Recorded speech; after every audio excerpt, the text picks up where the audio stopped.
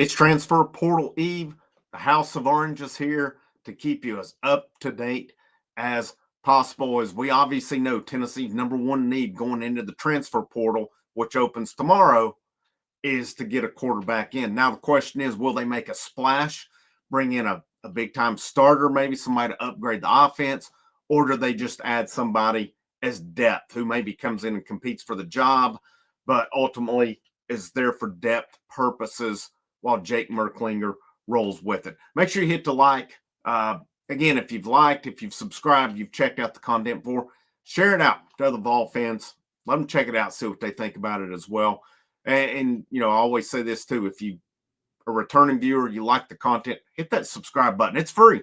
There's no cost to subscribe, and it does give you notifications, especially with portal season going right now, with football opening tomorrow, with basketball wide open right now, and of course Tennessee baseball, which they're playing now, having post game after this. I apologize, my nose keeps itching here as well. But we're going to talk portal quarterback options tonight. Nothing really concrete is out there. For speculation, there's names being thrown around.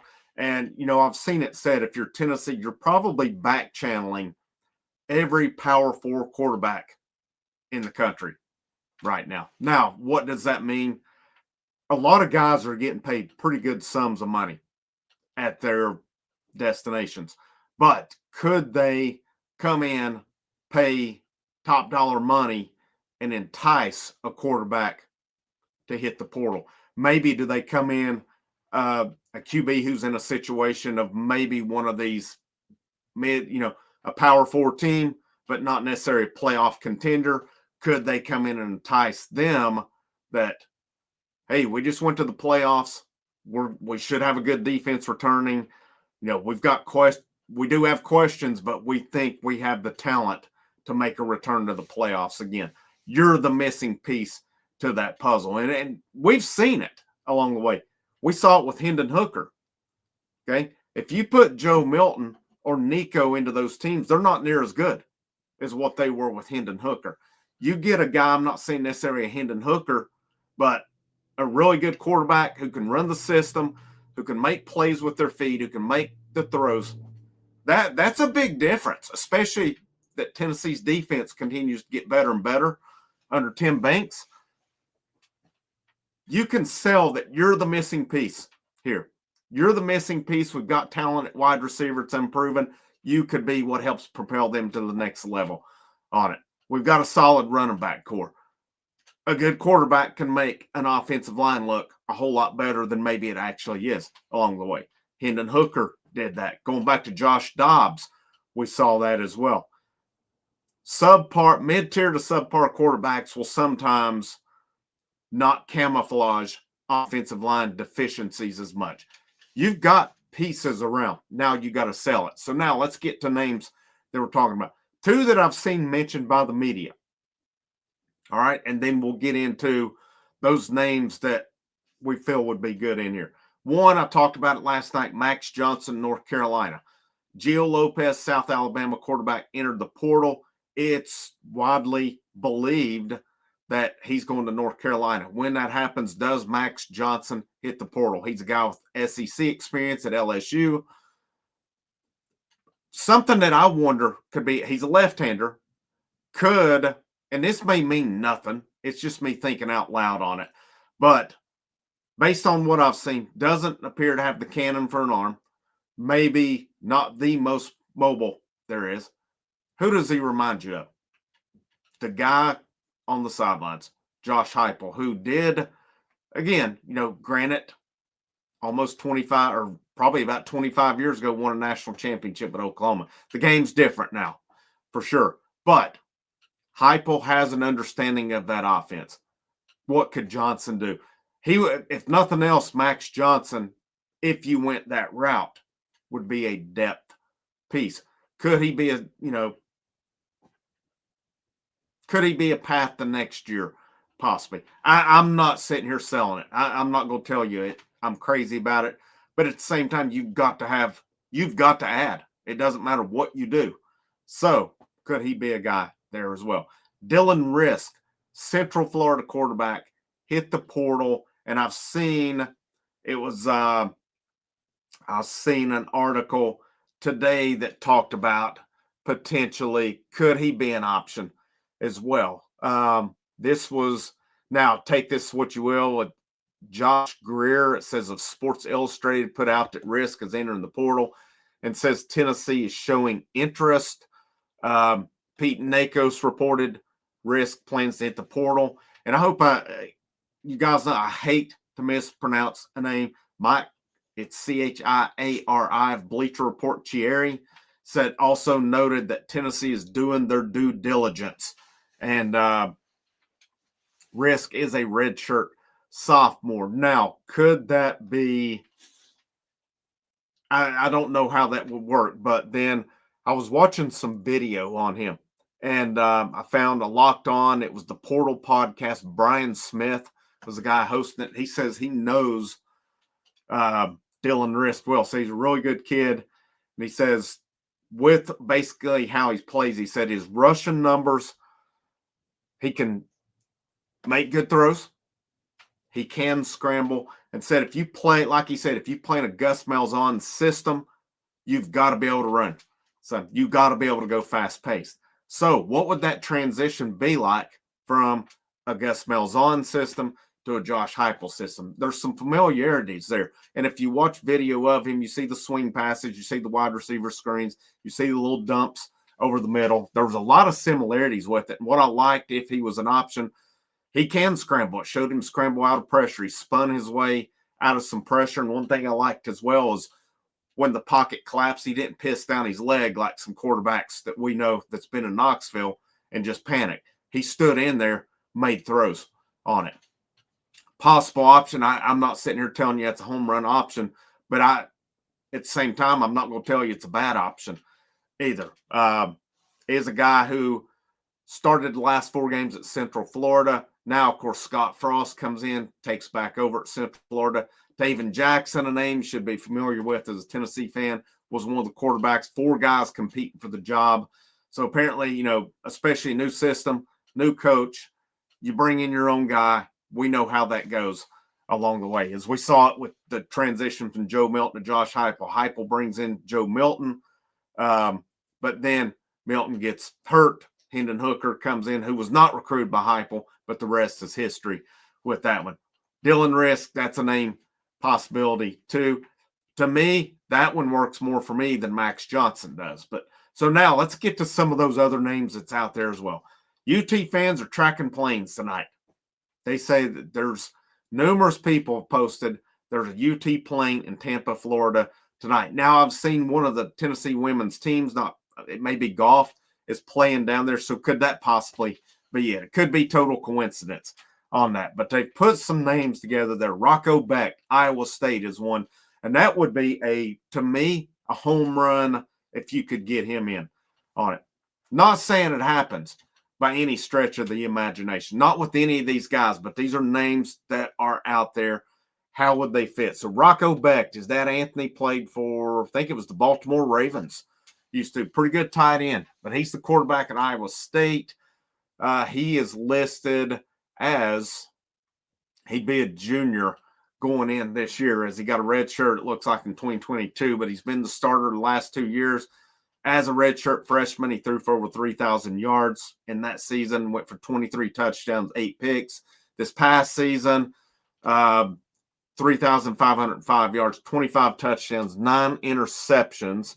And his rushing numbers, each game, it looks like he is a guy can put the ball down and go if needed. He's not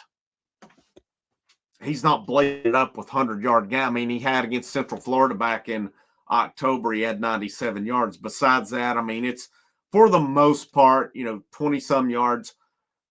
There was never a game he had on here, it shows, with negative yards. Some he was, in the single digits, but most of them 20-some, 30 yards. So he's a guy who, if it breaks down, he can take off. He's 6'1", 210 out of, it says, Wesley Chapel, Florida. Could that be a coincidence with plane tracking tonight? A guy who's down in that area. Could Tennessee be visiting him? Again, is it coincidence? We don't know on that one. I don't know that you'll hear much on it tonight. But with the portal opening tomorrow, I'm really curious to see when some news starts to come out. You may see something. Probably what you'll see, though, you're not going to see like the Iamaliavas, who I don't know if they put it out there, but overplay their hand and it gets out there as well. But this is an option to me, would be a great pickup. That would be a splash pickup for Tennessee. Now a popular name as well as Avery Johnson, Kansas State. I'm pretty sure it's a Kansas State fan come in. Appreciate him coming in commenting, saying he doesn't see it happen. Oregon tried to get him to hit the portal. Said he grew up a Kansas State fan and he wants to be there. So, I'll take the guy's word on it. One thing I will say on it, and this is not me doubting the dude or anything like that, but it says that, there's a nugget on 3 here about 5 hours ago. It said this is from Derek Young of the K-State Online, and it says, one thing I see here says that it does not anticipate him entertaining offers from Tennessee along the way. So again, with Tennessee, they're going to be doing their due diligence, and you wouldn't be doing your due diligence if you don't back channel to some of the best guys that are out here. But says they'll likely gauge some options, including Johnson. But I don't think it's in with the portal. You can never say never, but you got to think Tennessee does their due diligence here on this one.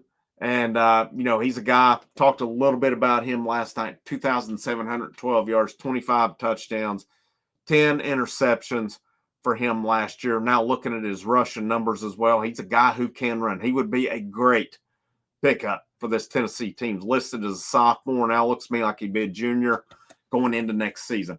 That would be, to me, a home run pickup for this. Can they make any traction with it? Again, K-State fans, K-State outlets are saying, and I saw Pete Nakos last night on the VolQuest board too say that he doesn't see that being an option, doesn't think Johnson will be an option for Tennessee. But with the portal era, again, you never say never. Who would have thought this time a week ago Tennessee would be searching for a starting quarterback in the portal? Yet here we are. Another name that's popular out there, and again, these are just names I'm seeing mentioned. I don't know that there's any traction. I don't know if there's any dialogue. I don't know that there's anything to him, but one, and I like the options, Haynes King from Georgia Tech. That would really enter respect if that one were to happen. And again, I'm not sitting here saying it is. I'm just listing the options on it. Be kind of a full circle, because in his initial recruitment, it came down to Texas A&M and Tennessee. He committed and signed with Texas A&M, ended up transferring to Georgia Tech. This is a guy, if you watched last year, man, he pulled his ass off against Georgia and really should have won that football game. Wasn't his fault that they didn't on it. I like it. I think he would be a great fit for it if that were something that came to fruition. But, you're going to hear rumors. You're going to see names mentioned, probably see numerous names. Again, if you're Tennessee, you can't tamper. You can't be in contact right now, but these back channels, we know how it works. What do you think happened with Nico? Oregon, it's been pretty much proven by multiple outlets, are the ones that alerted. Not necessarily Dan Lanning, but Oregon themselves are the ones who alerted Tennessee to it. So there's back channeling going on. It's going on here with Tennessee as well. The whole cycle stinks. It's a chain reaction, but it is the system. And, if you're not out here doing your due diligence, I always say it's kind of like bringing a knife to a gunfight in that regard. Is where we are with it. Could Tennessee get in on Haynes King? I think that'd be a great pickup for Tennessee. Just me. I've seen some say he stays injured, and I don't doubt that a bit. I don't keep up Georgia Tech enough to know. But what I've seen of him and the games I've seen, he would fit in this offense. He's a veteran guy who would come in. He would provide you kind of that one-year segue to the next guy, whether it's Merklinger, whether it's McIntyre, whether it's Faison Brandon as well. All right, that's a couple. I've mentioned Sawyer Robertson, a guy from Baylor, pretty good passer, maybe not the most mobile guy in the world, but still, when you look at their statistics, it's guys who can scramble and do something. There's talked about Luke Altmaier from Illinois. Saw somebody come in and say, well, Illinois is looking pretty good. Maybe as an Illinois fan, appreciate them chiming in. Belima seems to be a player's coach that they like as well. So, the only thing, these situations, the biggest thing with it is all these guys we talk about have good situations. They're QB1s where they're going. But guys, as we know, when that money starts talking, what kind of does that entice? Because that is life-changing money. There's going to be some of these guys who are not going to pan out. They're really good college players, may never pan out in the pros, may make nothing more than the minimum salary. You get that life-changing money now of a few million or so, it's hard to pass up, and especially depending on what kind of background some of these guys come from. If they come from, a well-off family, that's one thing. If you come from a family that was poor, had trouble making ends meet, all of a sudden you get guaranteed this life-changing money. You get to come in and start for, a team who was in the playoffs this past year, a team who I still think is on an upward trajectory based on where the program was at when Heupel took over versus where it's at now. Never say never on all these guys. We can sit here and say it all day long. Life-changing money, a grand opportunity to come in and be that missing piece. Not necessarily same for a national title, but a missing piece to be a real contender this coming season. Because there's talent on this Tennessee team. There's no doubt about it. There's some unproven, but you get the right guy at the helm, can make a big difference on it. I love portal season. With that said, will we get any defections? You got to think in this day and age there will. My hope is it's not any. If it's just depth, so be it. If it's guys we're counting on, that's a big loss. But Tennessee's got to be active in the portal. At quarterback, I think you got to look at receiver. I talked about last night. I think you look at defensive line depth. And you possibly defensive back depth. Just depends on how you feel coming out of the spring with it. Because I don't think a lot of questions were answered, to be honest with you, that they had going in. Now they have another one with quarterback. But I'll keep you updated as much as possible on it. Again, I really appreciate the support. This thing has taken off here in the last week or so. So I really appreciate it. But hit the like, the share, the subscribe. Links in the description as well. But you guys have a great rest of your evening, and go Vols.